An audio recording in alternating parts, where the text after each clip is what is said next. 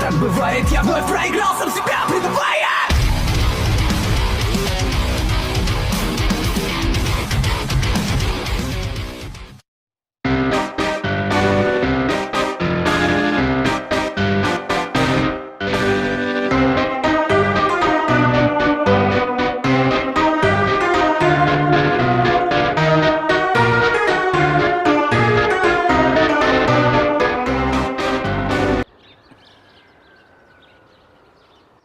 Assalamualaikum warahmatullahi wabarakatuh. Alhamdulillah, kita lanjut ya.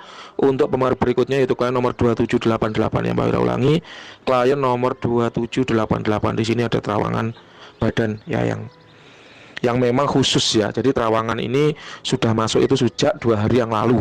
Tapi Mbak Wira butuh waktu untuk melakukan pengamatan lebih teliti, melakukan penglihatan yang lebih rinci, sehingga apa yang menjadi pertanyaan klien itu bisa Mbak Wira temukan jawabannya ya. Jadi memang ada hal-hal khusus ya, extraordinary, benda-benda yang membutuhkan terawangan khusus ataupun orang-orang yang memang kondisinya sulit untuk diterawang karena banyaknya amalan yang dia lakukan ya, sehingga butuh beberapa hari untuk melakukan pengecekan. Nah, di sini untuk hasil terawangan klien nomor 2788 ya, itu sebetulnya masih sama ya dengan yang sebelumnya. Secara energi dia istimewa, secara aura dia bagus ya, kemudian secara khodam badan juga Mbak Wira menemukan hal-hal yang telah Mbak Wira sampaikan dulu. Memang ada tambahan khodam yang mana ini menjadi khodam keilmuan yang baru. Jadi Mbak Wira tidak membacakan hasil terawangannya satu persatu karena semua sama dengan yang sebelumnya ya, semua sama dengan yang sebelumnya.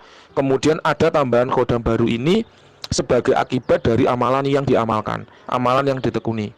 Jadi karena memang niatnya dari awal ingin mengetahui apakah keilmuan ini yang saya amalkan sudah ya berhasil mancing mendatangkan khodam keilmuan atau belum, maka Mbak Wira khusus ya ingin membaca di bagian situ. Jadi khodam keilmuan ini mohon maaf sekali, walaupun namanya hizib ya, ilmu yang dibaca adalah ilmu-ilmu al-hikmah berbahasa Arab begitu ya, tapi ketika niatnya berbeda maka dia akan mendatangkan khodam yang juga berbeda. Nah, di sini Mbak Wira ingin bercerita ya. Sebelum Mbak Wira menjelaskan kondisi Anda, Mbak Wira ingin bercerita dulu. Ini tentang kondisi yang Mbak Wira alami sendiri. Jadi bukan sekedar katanya-katanya, bukan sekedar cerita orang, tapi betul-betul Mbak Wira alami sendiri. Jadi begini lur ya, Mbak Wira itu belajar supranatural sejak usia belia, sejak usia 17 tahun.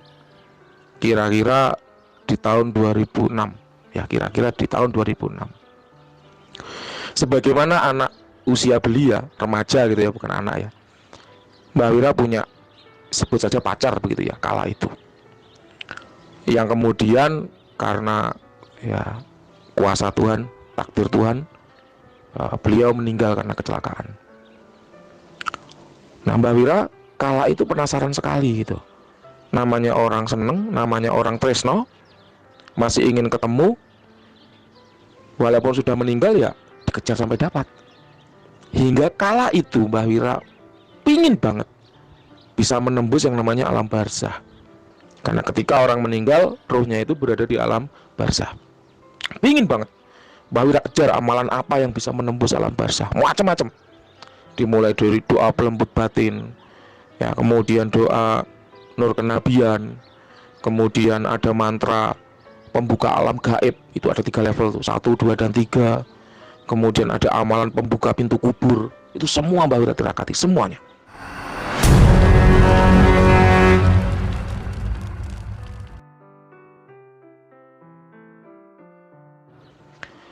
Dan tidak cuma sekali tirakatnya, itu berkali-kali. Mohon maaf sekali. Apabila anak-anak muda zaman sekarang itu kan nggak kuat ya puasa, paling kuatnya kalau disuruh meditasi atau wirid gitu ya. Kalau itu Mbak Wira puasa. Satu ilmu itu dipuasain tidak hanya 1 kali. Sekali puasa itu lamanya 3 hari. Jadi ada yang satu ilmu itu dipuasai sampai 6 kali. Belum tembus puasa lagi, belum tembus puasa lagi, belum tembus puasa lagi. Stressing point yang ingin Mbak Wira sampaikan apa? Yaitu kala itu Mbak Wira punya nafsu, punya ambisi belajar ilmu kebatinan untuk menembus alam barzah. Yang mana itu jelas-jelas salah ya. Jelas-jelas salah ya, tapi namanya anak muda gimana ya, penuh dengan ambisi, penuh dengan keinginan, impian kan gitu. Hingga akhirnya puasa itu berbuah, menghasilkan sebuah kodam keilmuan. Jadi ada kodam yang tertarik ikut kepada Mbah Wira oleh karena genturnya Mbah Wira Tirakat. Tapi kodam tersebut sayangnya adalah dark entitas. Dia penghuni alam bawah. Nah, kalau Anda menyimak ceritanya Mas Jalak Paninggal pun sama. Sempat juga diikuti oleh kodam keilmuan berbentuk rusa. Ya. Tapi ternyata itu juga sama, dark entitas alam bawah. Kalau itu Mbah Wira tidak tahu kalau keilmuan itu bisa mendatangkan kodam, nggak tahu. Karena memang guru Mbah Wira kala itu pun tidak menjelaskan ke arah sana. Ingat ya, Mbah Wira punya guru loh ya. Tapi karena guru Mbah Wira tidak menjelaskan ke arah sana, Mbah Wira pun akhirnya tidak tahu bahwa keilmuan itu bisa mendatangkan kodam. Namanya kemudian disebut dengan kodam keilmuan, dan itu kalau sudah melekat susah sekali dilepas. Efeknya apa? Efeknya ketika Mbah Wira melakukan terawangan lebih tajam, cepat. Ya, tembusnya itu cepat banget. Tapi juga ada dampak negatifnya, yaitu apa? Menguras tenaga. Ya, badan gampang drop, lebih cepat sakit. Nah, ini muncul akibat salah niat. Ilmunya benar, tirakatnya benar, niatnya salah. Jadinya akhirnya yang nempel dark entitas. Padahal ilmu yang dipelajari adalah ilmu al-hikmah. Ini adalah hal yang penting ya, yang orang itu tidak akan bisa cerita seperti ini kalau dia tidak mengalami sendiri. Dan pas banget Mbah Wira mengalami gitu loh, makanya Mbah Wira bisa bercerita. Nah, di sini klien nomor 2788 hati-hati. Ya, Mbah Wira mendapati sinyal, mendapati tanda bahwa kodam keilmuan yang amalan yang Anda amalkan ini sifatnya dark entitas. Wujudnya laki-laki, kurus, tinggi, tangannya panjang, kakinya panjang, berwarna silver ya, putih keperak-perakan dan berduri, penuh dengan duri. Asalnya dari dunia bawah juga. Ya, beliau tidak suka ketika dikupas karena sifatnya adalah protektif dan eksekusi. Protektif itu melindungi diri Anda dari orang-orang yang membahayakan diri Anda, termasuk orang-orang yang ingin menerawang diri Anda. Dia menutupi, dan dia juga nggak suka diterawang. Dan dia ada sifat eksekusi. Eksekusi itu apa? Membalas sakit hati, sehingga kemudian bisa menyebabkan orang lain menjadi celaka. Ini mohon maaf ya, disclaimer ya, siapapun yang mendengarkan ini bukan berarti Mbah Wira jualan janji-janji ingin mencelakai orang, enggak. Atau Mbah Wira jualan janji-janji bisa mencelakai orang, enggak. Ini Mbah Wira hanya membaca. Jadi ada klien nomor 2788 yang mengamalkan suatu ilmu, tapi niatnya jahat. Niatnya ingin membalas sakit hati kepada orang. Nah, wirid yang dibaca itu kemudian mendatangkan kodam keilmuan yang sifatnya dark entitas.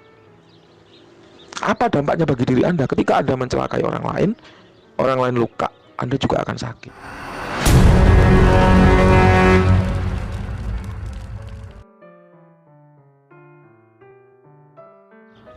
Ini adalah firasat yang Mbah Wira dapatkan. Itulah kenapa lur ya, seorang praktisi terawangan tidak hanya mengandalkan 1-2 teknik dalam melakukan terawangan, tapi banyak metode, banyak teknik yang dilakukan. Untuk apa? Mendapatkan hasil terawangan yang akurat, yang presisi, benar-benar menjawab pertanyaan. Nih ya, usia kodam lumayan tua, sekitar 4000 tahun.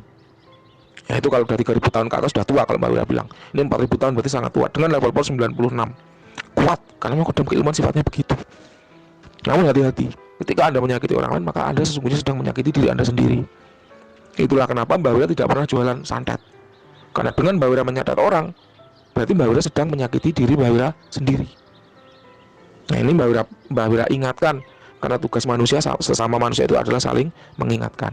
Itu yang pertama ya. Jadi amalan yang Anda amalkan memang berbuah menghasilkan kodam keilmuan, tapi sifatnya adalah dark entitas. Itu yang pertama. Yang kedua, yang perlu Mbah Wira ingatkan adalah ilmu itu harus ada gurunya.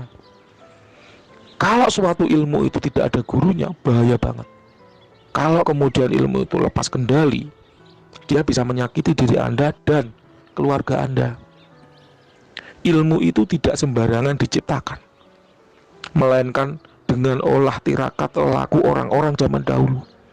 Apalagi kalau namanya hizib, itu adalah ilmu al-hikmah, maka sudah pasti orang yang menciptakan keilmuan itu dulu adalah orang dengan amal ibadah yang sangat banyak, sehingga Tuhan memberikan kelebihan kepada orang tersebut ketika orang tersebut melafalkan suatu doa, tajrib, melafalkan suatu hizib, tajrib, punya hajat, tajrib, tembus.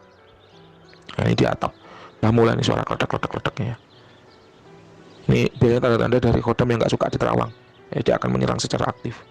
Tapi nggak apa-apa, itu udah risiko ya. Risiko dari praktisi terawangan itu adalah ketika khodam yang di terawang nggak suka, dia akan terkena serangan gitu. Jadi praktisinya yang diserang oleh khodam yang nggak suka di terawang itu udah biasa. Risiko pekerjaan nggak apa-apa. Kita lanjut.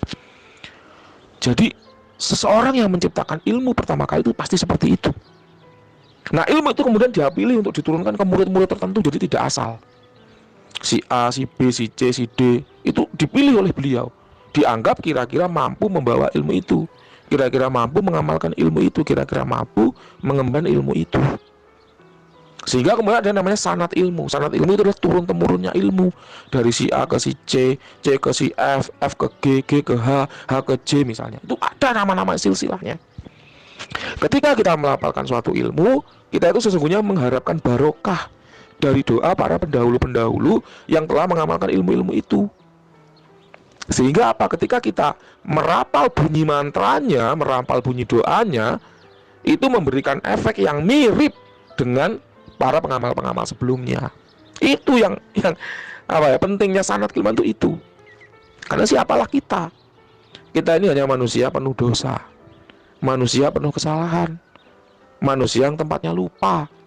Oleh karenanya sanad ilmu itu sangat penting. Ilmu yang tidak bersanad itu bahaya banget. Efeknya bisa kemana-mana, mencelakai diri kita maupun keluarga, orang-orang yang terdekat kita yang kita sayangi. Gitu loh. Itulah kenapa Mbak Wira selalu menekankan pentingnya sanad. Bahkan ilmu-ilmu kejawen yang Mbak Wira miliki, ya ilmu-ilmu kejawen yang Mbak Wira miliki itu ada syaratnya. Jadi tidak hanya ilmu al-hikmah loh yang ada syaratnya. Ilmu kejawen pun ada syaratnya. Supaya apa? Supaya nyambung. Jadi si pemilik ilmu siapa itu jelas gitu loh. Sehingga ilmunya itu membawa kebaikan. Baik ilmunya, baik tata cara pengamalannya, dan memberikan manfaat yang baik juga bagi pengamalnya, ya.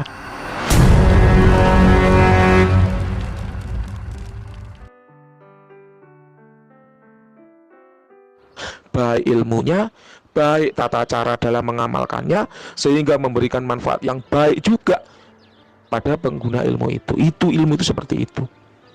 Jelas ya. Jadi memang Mbak Wira sangat tidak menyarankan ilmu hasil mengamalkan dari Google, ilmu hasil mengamalkan dari YouTube yang jelas tidak ada gurunya, nggak jelas bagaimana bimbingannya.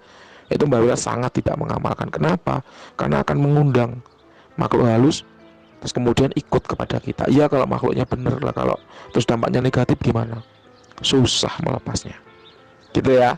Ini adalah apa ya, berbagi pengalaman ya, sharing dari Mbak Wira. Semoga Anda bisa mengambil hikmahnya, semoga Anda bisa mengambil manfaatnya. Loh Mbah, saya punya guru Mbah, guru saya adalah Kiai Haji X. Loh iya, untuk ilmu-ilmu yang Anda pelajari dari Kiai Haji itu tadi betul. Tapi kan Anda juga mengamalkan ilmu lain yang berasal dari YouTube.